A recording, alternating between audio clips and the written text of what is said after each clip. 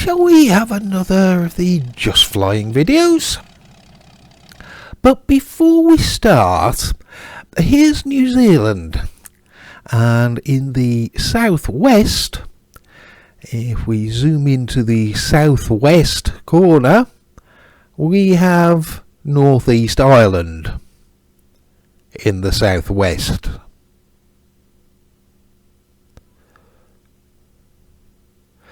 You lot are a bit weird sometimes, aren't you?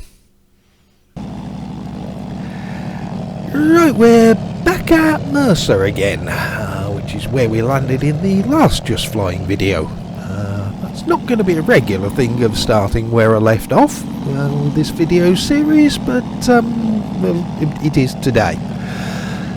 We're having a flight in the Zlin 142, which you may have already got. It's actually an X-Plane 11 aircraft, and it's really nice plane for a freeware one.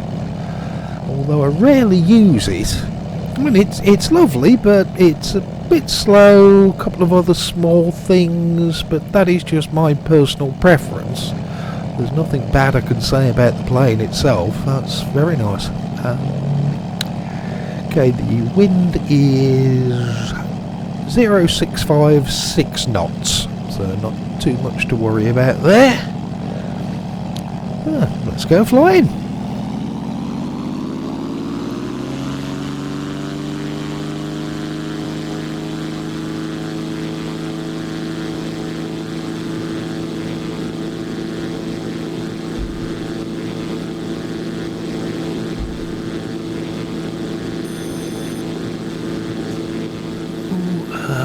Wave goodbye to Mercer. Although I'm sure we will be back again at some point, as I do like this place. It doesn't look too bad, and something a bit different and unique about it. Yeah, nice little airfield, that one. Yeah, only a short one today, and we'll head to XNZ OH Ohiniwai, which is just to the south of here, or perhaps just to the north of here if you were one of the people whose job it was to name islands. And yeah, just having a little break from WED and airport making, as that has been pretty much the only thing I've been doing with my free time for the last few days. Told you before, the two big projects I was going to look at were NZTI and NZCH. Bit of progress with both, one more than the other, but don't expect anything too soon in the way of a finished scenery.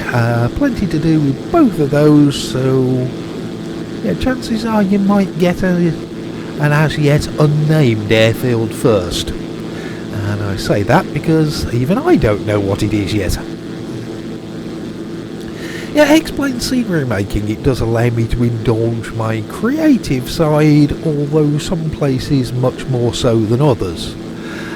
With Christchurch and Taieri, I've got better at scenery making over the years, can do a bit of basic model making now and stuff like that.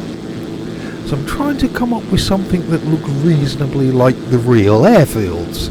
So in some respects it's more copying what's there.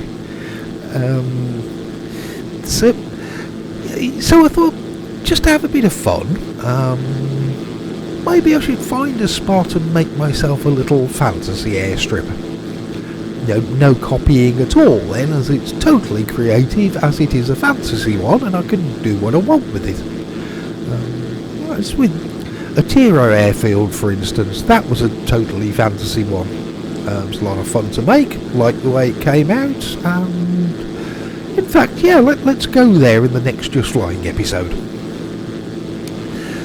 No idea where this new fantasy one will be yet, as I haven't really looked for a suitable plot of land. I'll do that over the next few days, but there are areas where there is empty space on the map and no local airstrips at the moment. I'll see what there is on one of those, and yeah, maybe try and do another gap filling kind of airfield, something like that. Actually, is that a little airstrip down there, I wonder? Something long and thin? That's way too close to Mercer, so that's not going to be my fantasy airfield. Looks quite a boring one as there's possibly nothing there, but yeah, a little road running past it, long, thin, wide enough to be a yeah, I bet that is actually an airfield, isn't it? Some farmer's little private strip or something like that. What's this just ahead of us?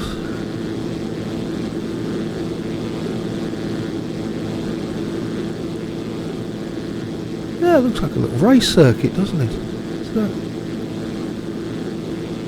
First thoughts were Pukekohe, but no, that's way north of here, isn't it? So,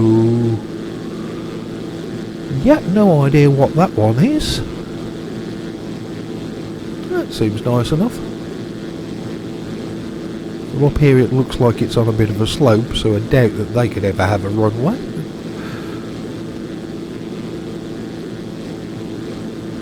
Yeah, never mind.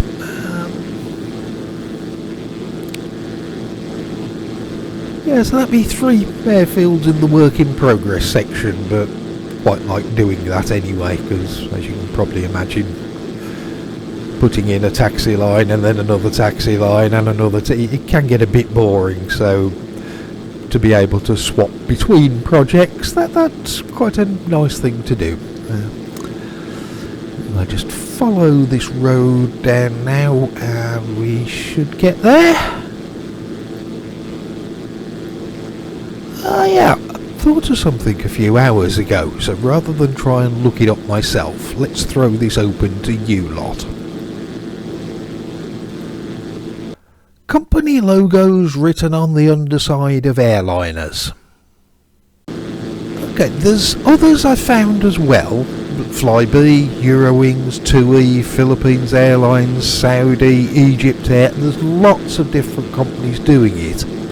And with all of them, on the left as viewed from our point of view here, if you stood under the left wingtip, you can read the logo. If you stand under the right wingtip, the writing is upside down. Now there possibly are others, but the only 2 I found that went the other way round is the Irish airline Aer Lingus and Turkish Airlines. So did they just not get the memo about left wingtips? And the only thing I can possibly think is that from the left wingtip position on the ground, the plane will fly past from your right to your left, and therefore the letters will pass by you in the correct order. The right wingtip planes, and stood over that side, the end of the word would get to you first and you'd have to read it backwards. Now I'm assuming nobody is that anal or stupid to have thought of something like that, and it may just be me, as I do have weird thoughts occasionally. I mean, okay, not North East Island level of weird, but weird enough. It was that airport action live stream I once told you about at my local airfield, Birmingham, and saw the Emirates 380 land. And it just entered my head that somebody has made a conscious decision to paint the logo that way round. And what was the thought process behind that decision? Now, is there an actual reason for this? Because if it's a toss of a coin or blind luck, you'd expect roughly 50-50. But that's really not the case. I mean, Google for belly logo airliners, as I did for those photos, there's way more left wingtip planes. So, you know, even if it's some kind of unconscious psychology, I don't know, it just does seem like there is, or at least should be, a demonstrable reason for this. So, yeah, over to you lot. Does anybody know, or even have a random thought about it yourselves? Okay then, so we're going to, well, it's the other side of the river, and you see that little brown patch just over there, of industrial area. The airfield's just a bit farther beyond that. And if you can't remember which one this is, there's an approach which is really open and easy, nothing in the way, and any idiot could land there. But we don't want to do that, so we'll come in from this side of the river, where we have to try not to hit a big patch of trees, and it's the place where there's a rope strung over the end of the runway, which I assume is some kind of visual reference for a minimum altitude to avoid hitting anything on the road, the railway and all that. So, yeah, definitely a lot more fun landing this way when you can actually find where the airstrip is. Hopefully middle of the screen, that little white patch, I think that's... yeah, if my memory serves me, that's another little industrial kind of area, and that's just on our left as we're flying the approach. So yeah, I think I can see a runway. Does help that I built the scenery and therefore I know what I'm looking for. Yeah, that's certainly the one, isn't it? It's no problem, we got it.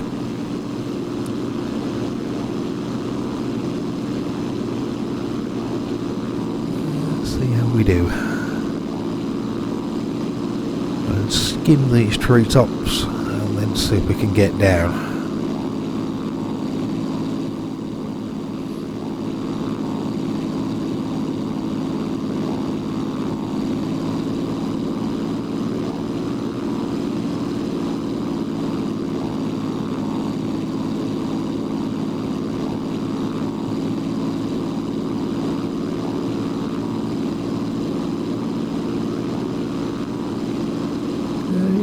Good.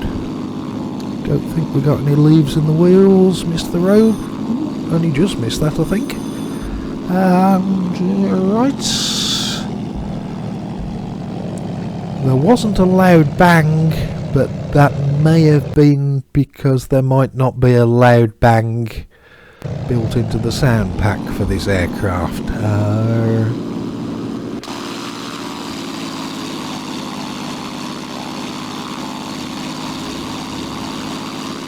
Only just missed that rope, didn't we? Okay, not horrific. Certainly not the smoothest one I've ever had, but it will do. Move. I've still got the brakes on. That's idiot at the controls. One thing I did think we could, on that approach, X-Plane 11, when I built this, I was using custom trees with which I could set my own height to.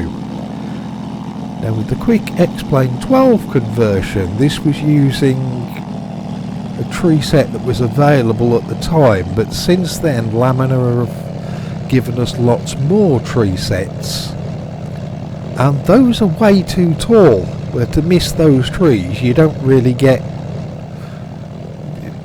the rope at the end of the runway. It's not really anything to worry about now, so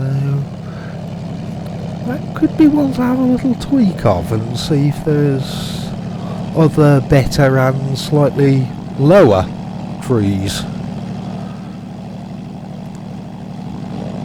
Yeah, I'll park up and go and have a look at that.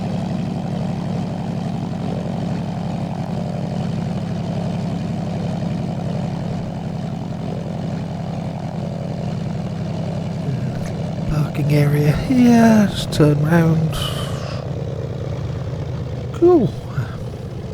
Job done. Okay, so that's what we've got now, and with the benefit of editing, yeah, that's better. That's definitely better. Yeah, lower trees like that one. Yeah, I'm happy.